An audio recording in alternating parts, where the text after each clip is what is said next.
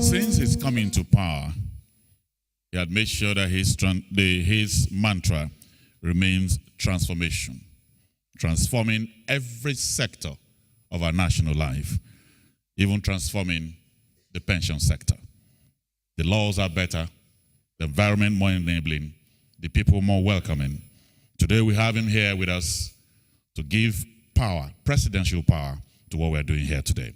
It's therefore my honor and pleasure to welcome the President of the Federal Republic of Nigeria to officially declare this session open.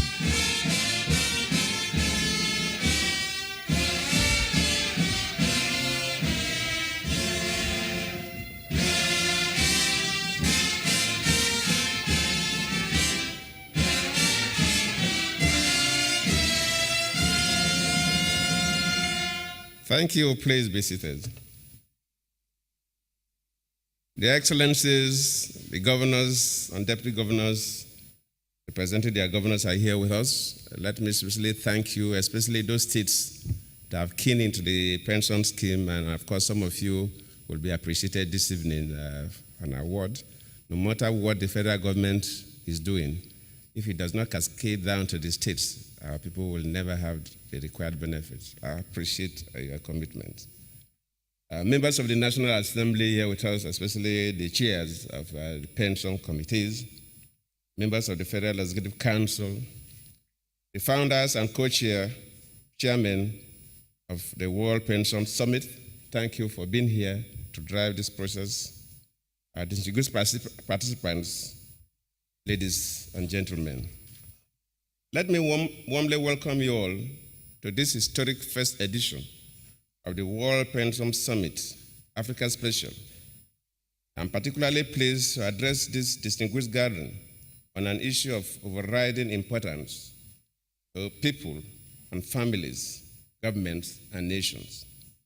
Pension is globally recognized, occupies a strategic place in national socio-economic development. It's not only a vital component of social security, also a veritable vehicle for nation building. Indeed, investment in pension has profound impact on the well-being of pensioners, society, and the economy at large. As such, it is imperative that stakeholders in this life-shaping industry engage constantly in dialogue to bolster management frameworks and practices in their respective jurisdictions. It's therefore heartwarming that this summit brings together highly accomplished pension practitioners and experts from Africa and around the world, especially the co-founders, in discussions of various aspects of this subject with emphasis on African perspectives and realities.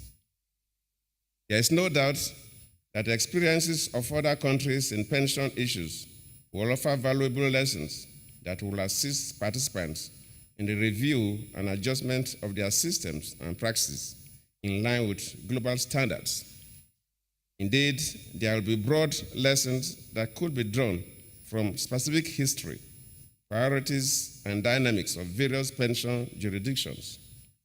For us here in Nigeria, this meeting is taking place at a time of pronounced transformation in all facets of our national life.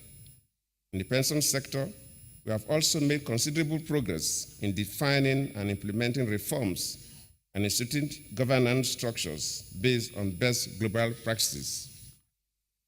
In 2004, the Pension Reform Act was enacted by the Olusegun Obasanjo's administration to address the recurrent challenges experienced in the administration of pension and to enhance efficiency in the system. Of course, the then finance minister and the DG have already explained that.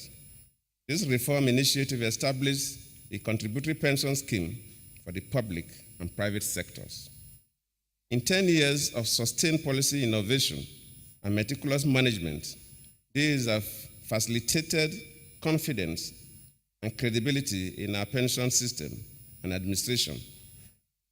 It also strengthened our pension institutions as we transit from a deficit of about 2 trillion naira then that's about $12.9 billion, in 2004 to accumulate pension assets of over 4.21 trillion naira, that is about $27.2 billion by March this year.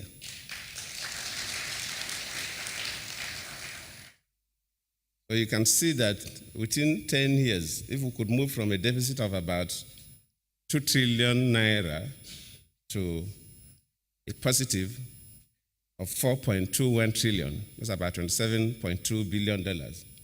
That means that we agree with the CMA that in another 2 decades, we should get up to $100 billion.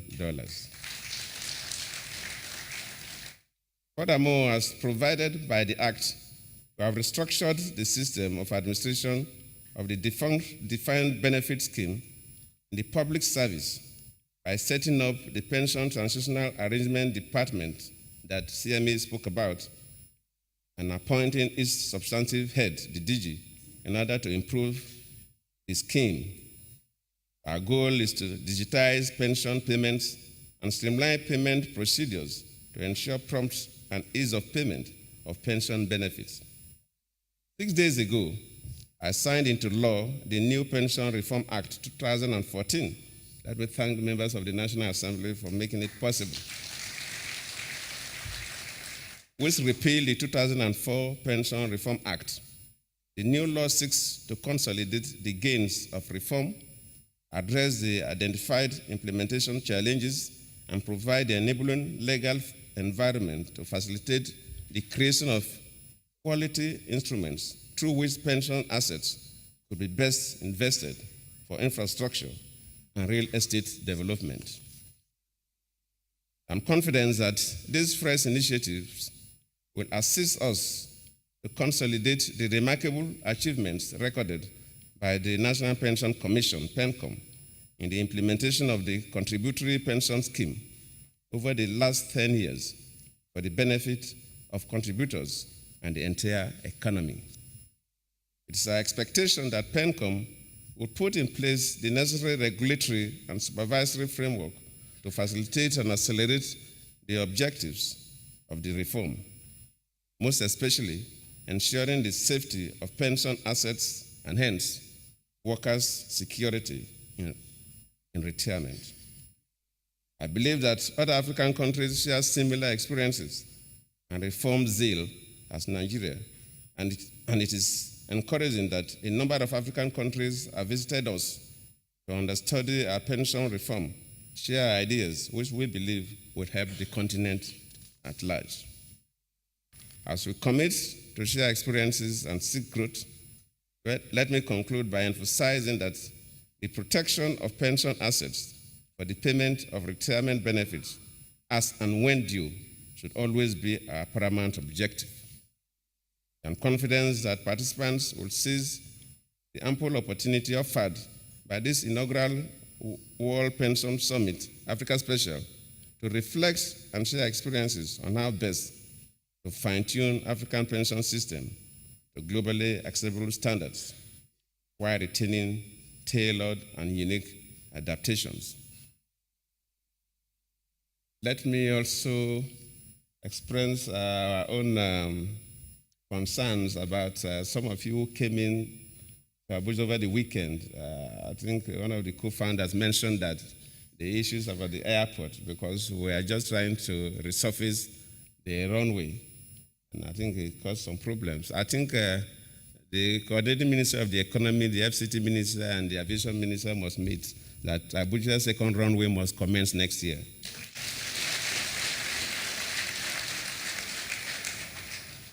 On this note, it is my honor to declare open the inaugural edition of the World Pension Summit, Africa Special.